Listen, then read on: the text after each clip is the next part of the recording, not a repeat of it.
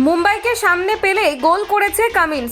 Jason কামিন্সকে নিয়ে যতই সমালোচনা হোক না কেন, তিনি কিন্তু নিজের কাজটা করেছেন, গোল করেছেন, বিশেষত মুম্বাই সিটি এফসির বিরুদ্ধে।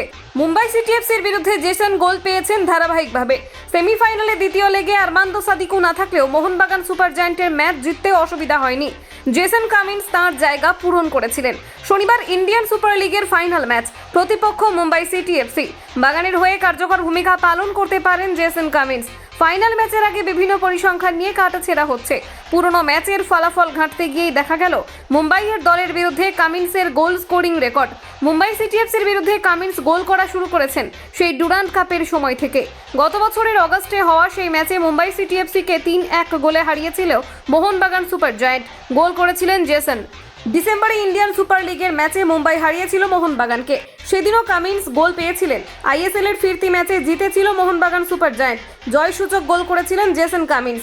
মুম্বাই সিটি এফসির সঙ্গে সবুজ মেরুন ব্রিগেডের 3বারের সাক্ষাতেই গোল করেছেন অস্ট্রেলিয়ার এই স্টার ফুটবলার।